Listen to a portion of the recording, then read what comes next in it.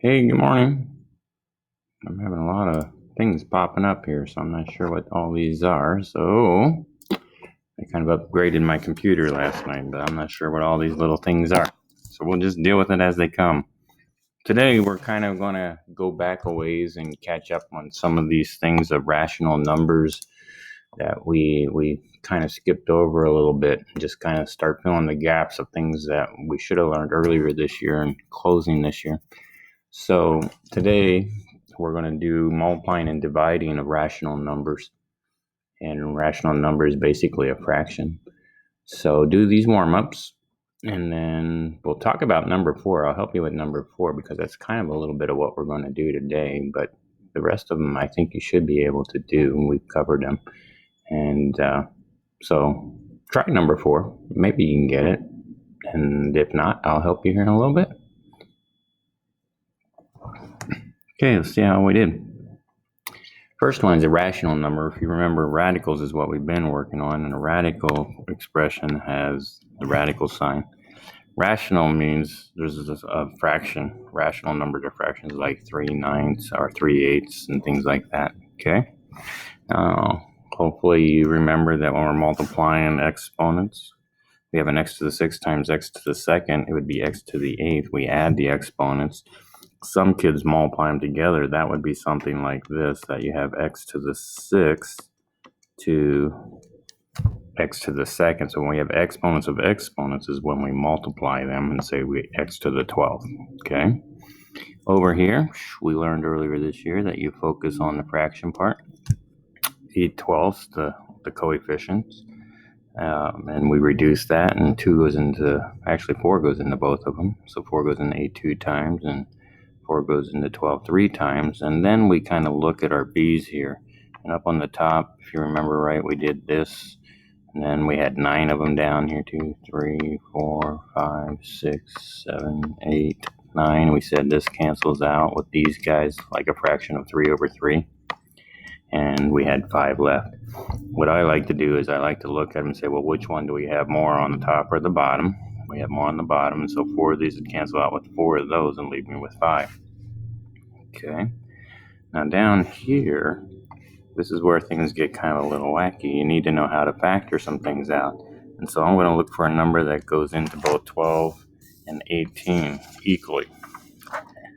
And if you said 6, that would be correct. 6. So I want to factor out a 6. And how many y's can I take out of this problem here? I can take out 3 of them because that one has 4 and that one has 3. And so if I see what's left, 6 times 2 is 12, and y, I need another y. And then 6 times 3 is 18. I have enough y's.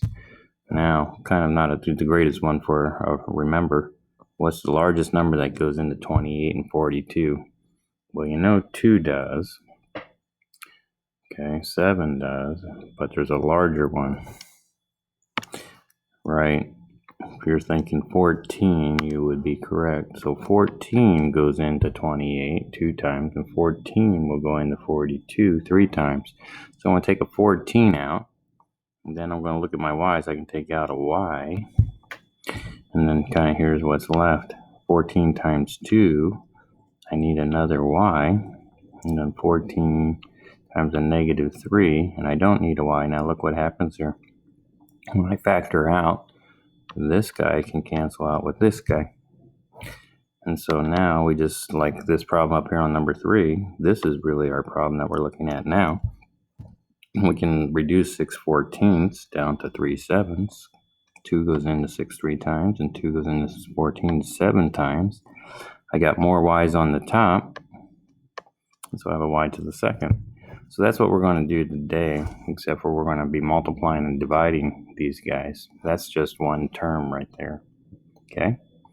So if we remember back to good old junior high days, when we're multiplying fractions, we don't have to find common denominators. We just take numerator times numerator, denominator times denominator.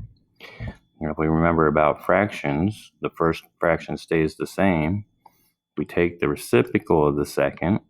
So down here was a D, now it's on the top. Top was a C. We take the reciprocal and change the sign to times. And so kind of the same thing's going to work as we get more complex problems like this. So we're multiplying here, and we're just going to go straight across. But if you remember fraction days and reducing, we can cross cancel here, and we circle this 3 and this 6. We can start doing some canceling. 3 goes into 6 2 times, and 3 goes into 3 1 time. We can also cross cancel this way. 7 goes into 7 1 time, and 7 goes into 21 3 times. And I don't know that I would do all the cross canceling with the variables. Some kids get good at that. But I think I would most likely would just say, let's do the coefficients. So 2 times 1 is 2. X to the 4 times x to the second. X to the 6th. Y times y to the second would be y to the third. 3 times 1 is 3. Let's do our x's. X to the 4th. Y to the 5th. Now we can kind of do our reducing our fraction part, or our leading coefficient is going to be 2/3. Ugly 3 over there. Now let's focus on our x's. I got more in the top than the bottom. I got 2 more. These guys would cancel out with 4 of those. And down on the bottom, I got more y's. I have 2.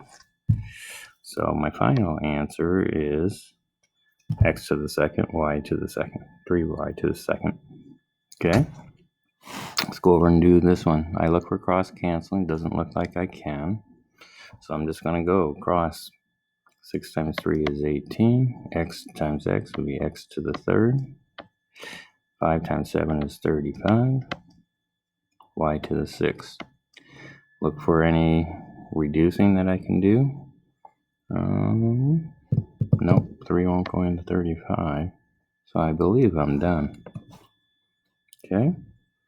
All right. You give these guys a try. And I got the answers on the next page, so let's see. Pause your video and do them, and then let's move on. All right, let's see how you did. I reduced that 1 or 2 fours. I could have also crossed, now that I'm looking at it, I could have cross canceled here and done it this way, 2 and 12. All right. Either way, I reduced the 2 fours, but either way would have gotten us the same answer. All right, so I hope you have 5x to the second, 24y to the fourth, to the fifth, and then 16 x to the fifth, 45, y to the eighth. Okay, now here's a little bit more challenging problem. When I get a big problem like this and I see that I have a quadratic and I'm multiplying, sometimes rather than taking this 9 times everything and this times everything, sometimes I'll take the time to say, hey, can I factor this? And maybe some of my factors will cancel out. So going back to, I need 2 numbers that multiply to a negative 15, but add up to a negative 2. And so I'm trying to think of my 2 numbers there. 5 and 3 would do it. One of them has to be a negative, because again, negative times positive is a negative. If they were both negatives, well then that would be a positive 15. I need a negative 15 up there. I also need a negative 2 when I add them down here. So I like that. So I have a minus 5 and a plus 3. Now if I look at this part of my fraction here, can I factor out a 3 out of there? Because 3 goes into 3 and 3 goes into 15. So now I have x minus 5. And look what happens. My x minus 5 will cancel out with my x minus 5. So now what I really have, actually I can also reduce now that I'm looking here. I could do 3/9. Whoops, this is 3 down here and 9ths. That becomes a 3, and that becomes a 1. So down in my denominator, I have nothing but 1s. So now on the numerator here, I can take this times this, which would be 3x plus 9. Final answer. Okay, simplify. So a lot of factoring and canceling and reducing. All right. Why don't you give this one a try? I see it's a quadratic, so I'm going to factor it. Why don't you get a head start on factoring it, and let's see how this works out.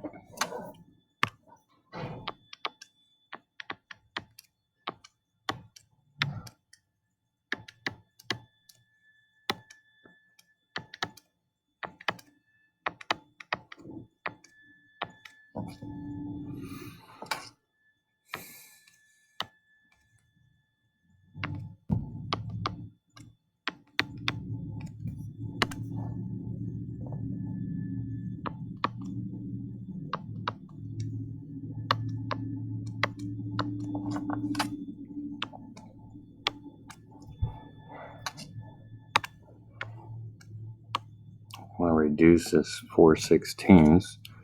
4 goes into 4 one time. So again, just like that previous problem, all my answers in the denominator became 1, so that goes away. And so our top answer is 4x plus 12, numerator. We could have something in the denominator down there. Okay.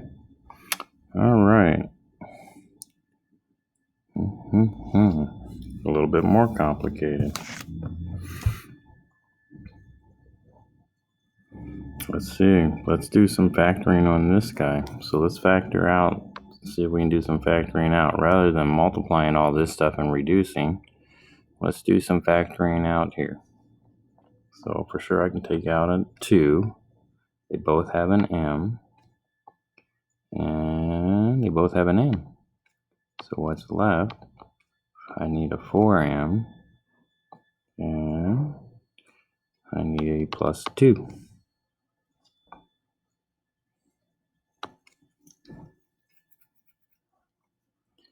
Okay. Now over here, if I could take out a 6, I could take out an n. So then I have 4m. And then 6, that's a plus 1. Oh, over here, this was a plus 1. You're probably yelling at me. Because 2 times 1 is 2. I got my mn's taken care of. Okay. So this one will cancel out with this guy. And I could reduce these 2 2's here. But because 2 goes into 2 one time, 2 goes into 2 one time. So now let's see what else we can do. I could reduce 15 6 over here. 3 goes into 15 5 times. 3 will go into 6 2 times. So now it's kind of hard to keep track of everything that we have. I still have an m down here, and I still have a 2, so I have 2 m's. Oh, I have an n too right there. So when you're doing your canceling, make sure you see what's left. Up here on the top, I have 5 mn's. And now I can see a little bit better that my mn's cancel out. And now 5/3 reduces down to 2.5. All that equals 2.5. Crazy. Okay. All right. Let's see what we can do on this one. It's kind of pretty complicated. You could just multiply 11 times everything here and then 2 times everything there and then do some reducing. But let's see if we can do some factoring here before this and do some eliminating to keep things kind of minimal. So I'm looking at this one and I see I can factor out m and n's. I can't factor any coefficient out, so I'm going to take out, an m and an n. Let's see what I have left.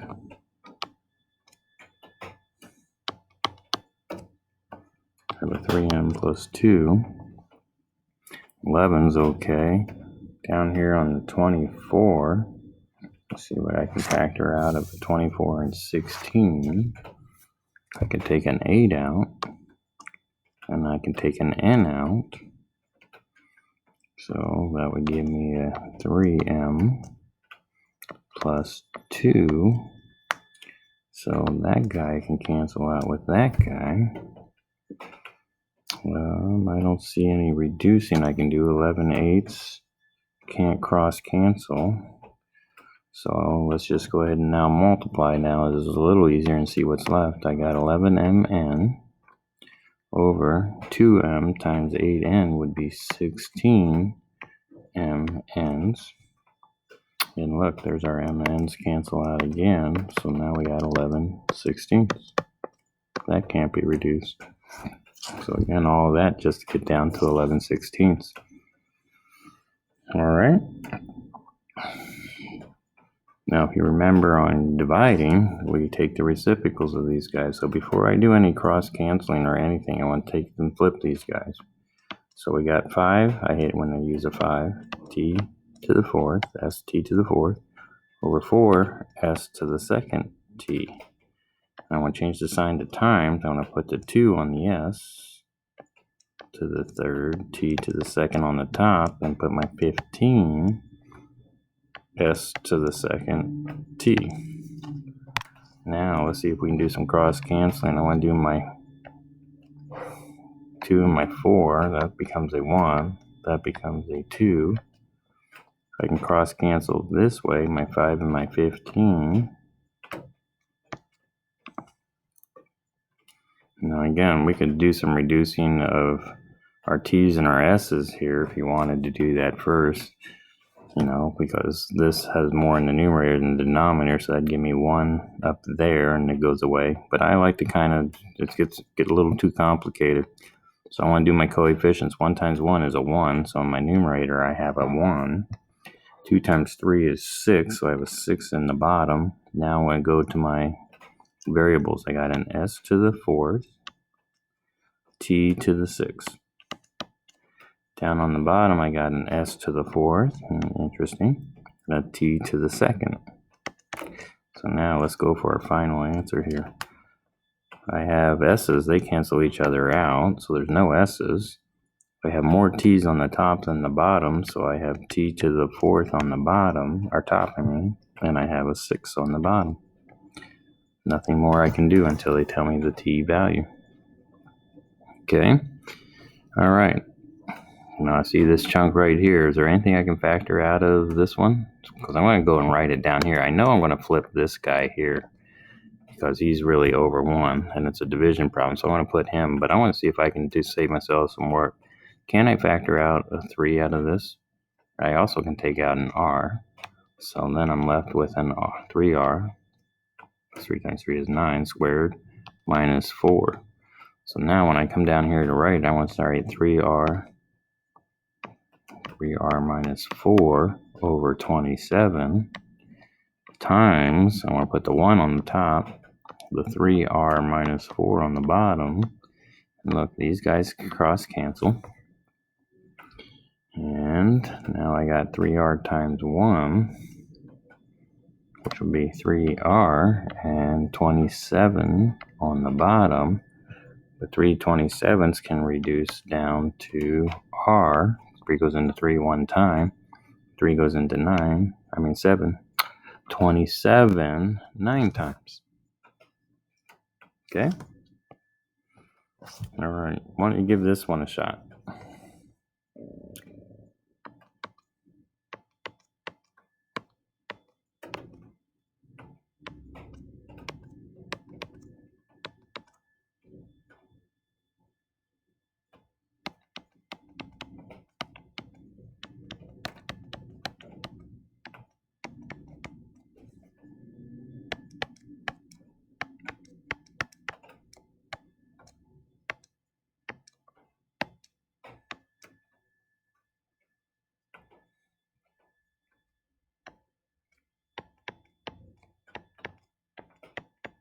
Now the x goes to everything. X times x is my x squared, and x times 1 is 1x. And then down here I just have an x squared, but this will cancel out with this.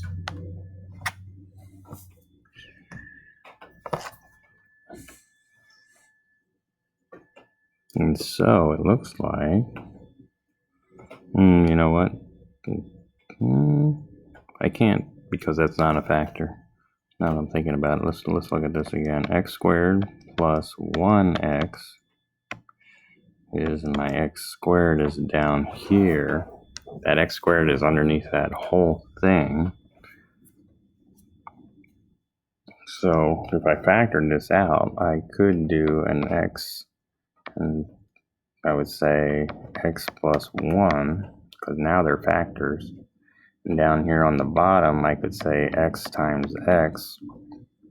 So one of these guys would cancel out with one of these, but I would still have an x plus 1 over x. That was a little confusing here, because it's really this x squared is underneath this whole group of things here. So another way that you might look at that would be, you might say that like this, x squared over x squared plus 1x over x squared. This is another way to look at it. So my x squareds here would cancel out because this x squared is underneath each term. Okay? And so now my x's cancel out over here, that I just have 1x in the bottom. I'll have to think about this one. I know this is the answer right here. Something's not jiving down here though.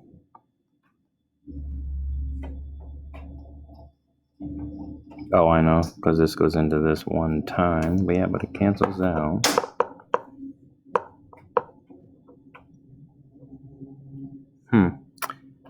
All right, I have to think about that one a little bit more. These are not factors here, so we just can't cross these out like we were doing up here, because this was all multiplication problem. Okay, down here, this is a plus, so it's two terms there. I'll have to get back to you on that one. I know this is the answer here, that we could have factored out an x there. All right, sorry about that. I'll have to think about that one some more. Let's see here. Well, we're doing a business here. Now, this is where it gets kind of complicated, that a lot of kids say, where am I going to really use this in the world? Because really they have some weird things like this, but somebody in the accounting office does problems like this. They said they make a profit of x to the fourth over 100 x squared plus 100 x dollars for each item sold. I mean, that's a crazy math problem. You know, usually you say I make $2.95 for every time I sell something. And then they say if x squared plus 5x plus 4 items are sold, what's the total profit in terms of x? Yay.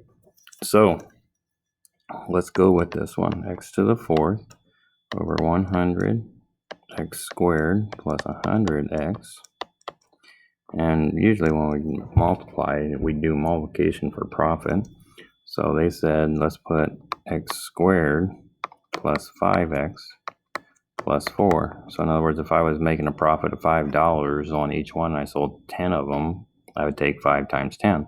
Well, they got a bunch of weird problems here, quadratic equations and so forth. So let's factor this guy out. See if we can do some cross canceling here, reducing. 4 and 1. Okay, let's see if we can factor out down here. I see 100 we can take out. We also can take an x.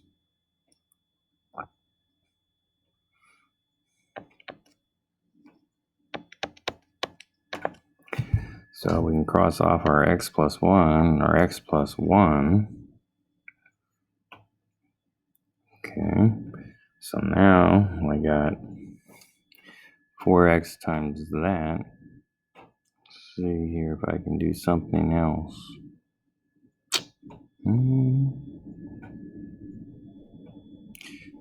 Well, let's go ahead and multiply and see what we got. I got x to the fifth plus 4x to the fourth. And that's going to be all over 100x. Now, when looking down here, we can do this. These are really 100 times x, and I see I have x's in both of these, so I can kind of reduce this by pulling at least one x out. And what do I have left? I have x to the fourth plus 4x to the third. And if I broke this up into 100 times x, my x's can cancel out. So I think my final answer is x to the fourth plus 4x to the third all over 100. Okay, I'll go back up and look at that one now that I remember. I can kind of break some things up down there. So what I could have done up here is I could have factored out an x up there, because all terms have an x. Yep, this would do it. So then I have an x plus 1. I could break this up into an x times an x, because that's what that would be. And now my x's cancel out. And so now I get back to x plus 1 over x. Just had a little bit of a brain problem there. Okay. Oh, that's what I did up there. All right. So with that, there was something on today's practice sheet that I wanted to give you a heads up on. I have a little bit of review, so we don't forget some of these things. This is a review for our final here on inequalities. But the two word problems here are talking about Pythagorean theorem, I believe. Distance formula. Oh, I know what it was. It says simplest radical form. Cross off radical form. Just give it to the decimal, round to the hundreds. Would you write round to the hundreds on your practice sheet?